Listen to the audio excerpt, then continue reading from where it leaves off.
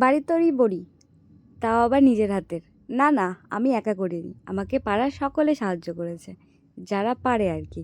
তো চলো আজকের ভিডিওটা এখান থেকে শুরু করছি। নমস্কার, আমি আদরি চলে এলাম আরেকটি ভিডিও নিয়ে। আর আজকের ভিডিওটি হলো বড়ি দিয়া।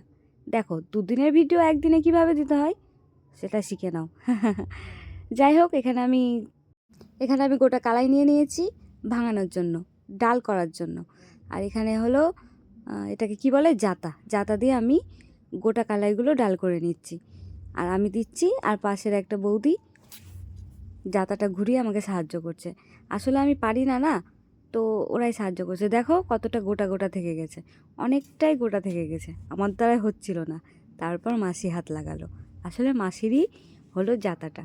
ও বললো তোর দ্বারাই হবে না, দে আমি করে দিচ্ছি। মাসি শুধু ডাল ভাঙিয়ে দেয়নি, ডালটা ভালো করে ঝেড়েও দিয়েছে। তারপর ডাল এনে আমি ভিজিয়ে দিয়েছি। আর এখানে আমি বসে গেছি কুমড়া কুটতে।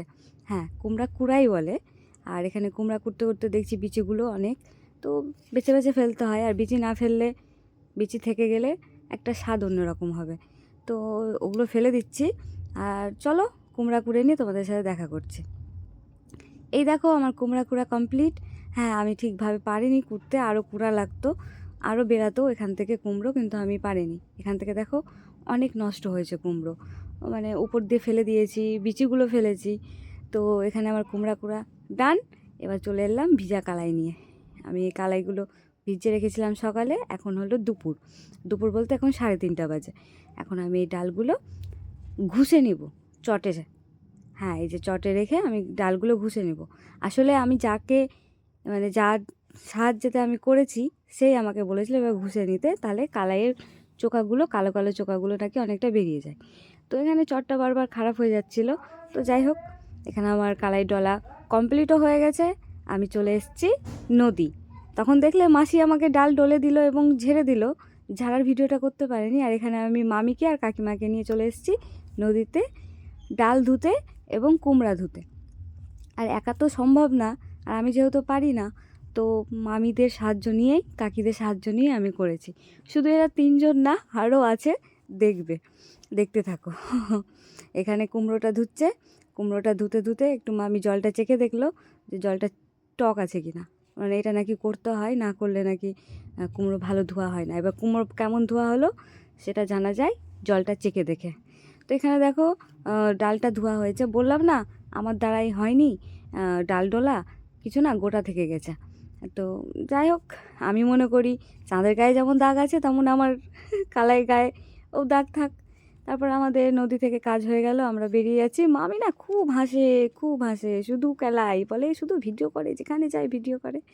তারপর আমি নদী থেকে এসে চলে গেছিলাম ছাই নিতে। এই যে আমি ছাই নিতে চলে গেছিলাম। কোথায় গেছিলাম জানো? পনের ঘরে। পনের ঘর তো তোমরা অনেকেই জানো।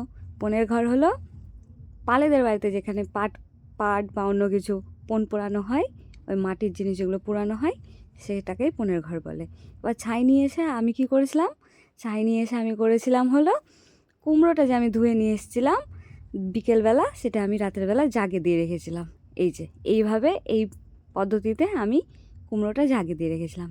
কুমড়ো খুব সুন্দর জাগে হয়েছে, জল পুরো চলে গেছে, পনিরের মতন হয়ে গেছে, খুব সুন্দর হয়েছে জাগে দিয়া।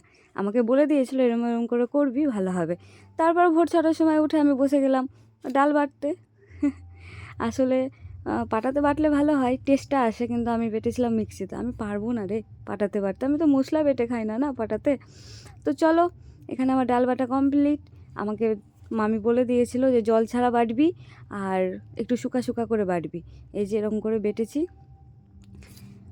যেমন হয়েছে হয়েছে। তারপর চলে এলাম ছাদে। চান তো আমি আগেই করে নিয়েছিলাম, সকালে চান করে ডালটা বেটেছিলাম। এখানে কাকিমা হলো ডাল আর কুমড়োটা মাখাচ্ছে, আর পাশে আছে দিদা। আর আমার থালাতে আছে চন্দনী আর জিরা। এই দুটো নাকি বড়িতে যাবে, মানে ডালে যাবে। এটা দিয়ে নাকি ডালটা মাখাবে, তাহলে নাকি বড়িটা স্বাদ হয়। আর যেটা ওরা বলেছে সেটাই। আর এই যে নেট, এই নেটেই দিব আমি বড়ি। আর তাই আমাকে দিদা বললো নেটে একটু তেলটা মালিশ করে দে, তাহলে ভালো হবে। তাই তেলটা আমি দিয়ে দিচ্ছি নেটে। পুরোটা নেটেই দিয়েছিলাম তেলটা, তোমাদের দেখানো হয়নি। তারপর এই যে দেখো, বেশি ওস্তাদি করে অল্প একটুই নিয়েছি, পারি না যখন মাখাতে, কাকিমার কাছ থেকে একটু চেয়ে নিলাম যে দাও আমারও শেখা হবে। তো কাকিমা আমাকে একটু ডাল দিয়েছিল, আমি তো মাখাতে পারছিলাম না, পরে আবার কাকিমাকেই দিয়ে দিয়েছিলাম। আর এখানে দেখো কাকিমা কত সুন্দরভাবে মাখাচ্ছে। আর এই যে দেখো, ওটা নিয়ে আমি বসে আছি, আমার দ্বারা আর মানে হয়নি, মাখানো খুব কঠিন, খুব কঠিন মাখানো। আর এইদিকে কাকিমা মাখিয়ে জলে দিয়ে দেখছে যে ডালটা মাখানো ঠিক হয়েছে কিনা। আর এইদিকে দিদা বড়ি দিতে শুরু করে দিয়েছে, অলরেডি 2 লাইন হয়েও গেছে। আর আমার এখানে আমি এটা নিয়ে বসে আছি, আমি ভাবছি হয়তো এটা দেওয়াই হবে না, এটা হয়তো আমাকে বাড়িতেই খেতে হবে। তো চলো পরের ভিডিওটা দেখা যাক। এই যে সব কিছু দেওয়া কমপ্লিট, ওদের সাহায্যতেই আমি দিয়েছি, আমার দ্বারা কোনো সম্ভব ছিল না। আর অনেকটা খাটনি, যেমন টেস্ট বাড়ির বড়ি তেমন খাটনিও। তো চলো, ভিডিওটা কেমন লাগলো সবাই কমেন্টে জানাও। ধন্যবাদ ভিডিওটা শেষ অবধি দেখার জন্য।